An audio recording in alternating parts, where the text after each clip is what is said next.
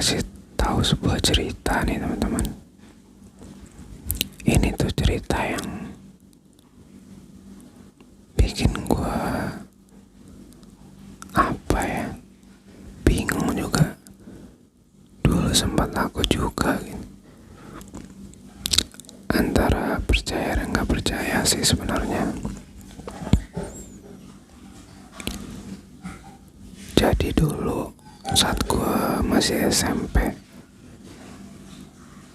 gua tuh tinggal di rumah tante gua.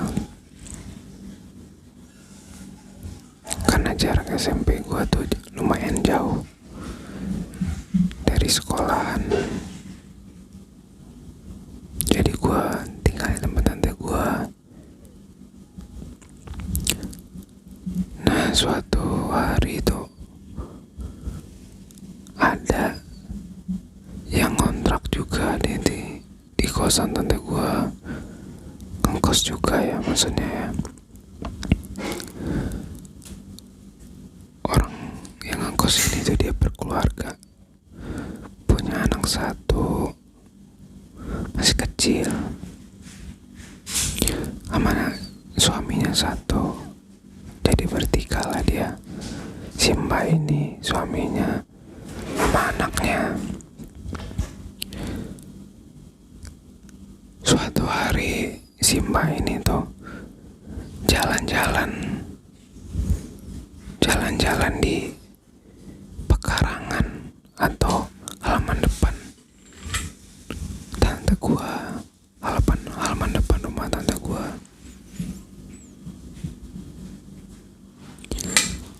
Nah, pas dia lihat-lihat di kebun atau halaman depan tante gua itu, dia kaget ada bunga sedang malam. Karena dia kaget, tante gue heran emang kenapa. Tante gue nanya lah, lupa gue antara tante gue yang nanya sebenarnya atau dia, tapi intinya tante gue sama dia ngobrol di depan gue. Si mbak ini bilang ke tante gue, dia manggilnya tante gue, tante, kalau bisa jangan tanam ini pohon bunga sedang malam. Tante gue heran dong, dia nanya, kenapa emang gak boleh nanam? Terus dia bilang, dulu di kampung saya orang yang punya banyak bunga sedang malam itu gantung diri di depan pintu rumahnya. Tante gue heran, seriusan? Maghrib hari itu juga tante gue langsung nyabut tuh bunga sedang malamnya. Gue juga heran, tante gue ini orang yang tipikal percaya mitos, hantu atau sebagainya atau enggak, gue juga nggak tahu.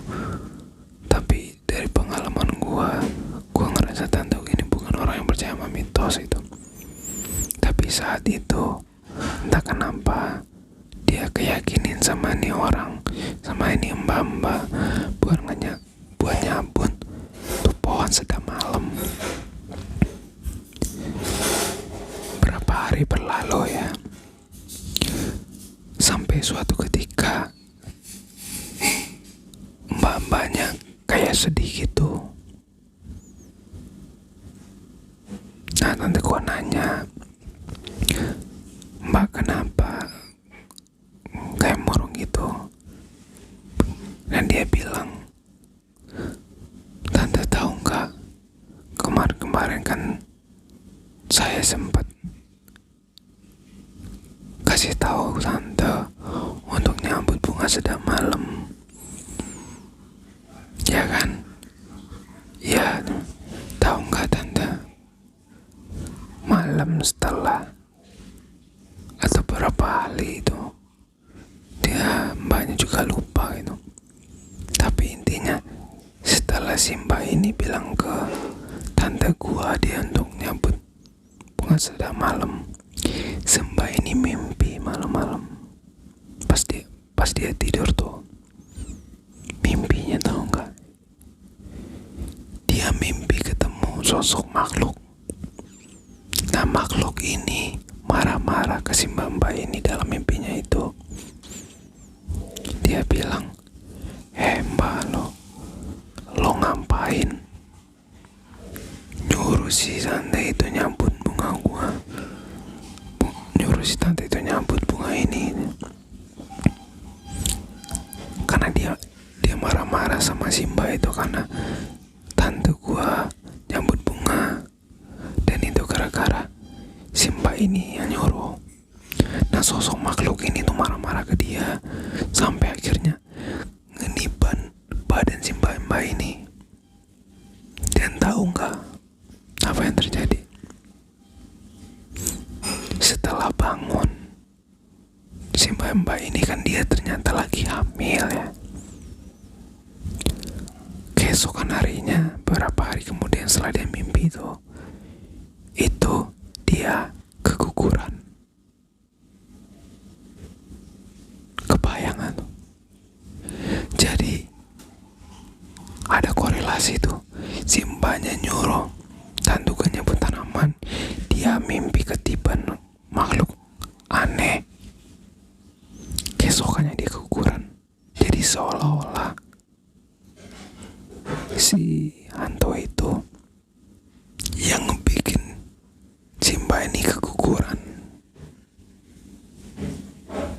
Padahal si mbak ini tuh gak ngelakuin apa-apa, gak ngelakuin hal-hal yang aneh-aneh, selain kalau dia ketiban doang itu di dalam mimpi. Itu doang faktor yang bikin dia keguguran. Gak ada lagi faktor yang real gitu. Gua dari semenjak itu kalau kayak ada orang nanam bunga sedang malam, gua kayak deg-degan gitu, khawatiran.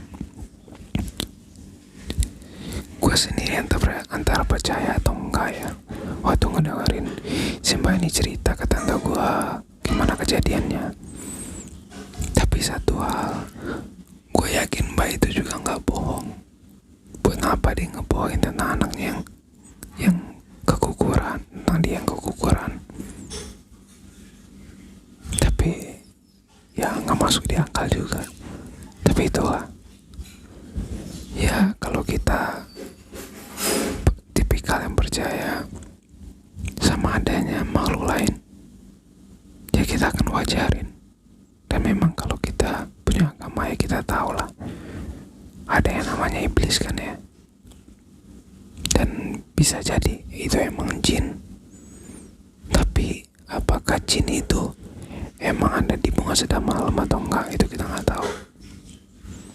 Dan unik juga sih, bunga sedang malam itu di atas maghrib dia baru wangi. Namanya kan bunga sedang malam ya. Jadi kalau malam-malam wangi, ya wallahu alam sih. Bisa jadi karena bunga sedang malamnya ada makhluk halusnya, terus malam-malam dia ngelakuin sesuatu buat bikin tuh bunga wangi. Gak tahu juga, atau baru malam-malam si makhluk halusnya keluar, terus pas dia keluar itu ya seolah-olah dia buka pintu yang bikin bunganya jadi wangi gitu. Ya udah, sampai gitu aja cerita gua. Semoga ada hikmahnya dan salam positif. I'm so tired.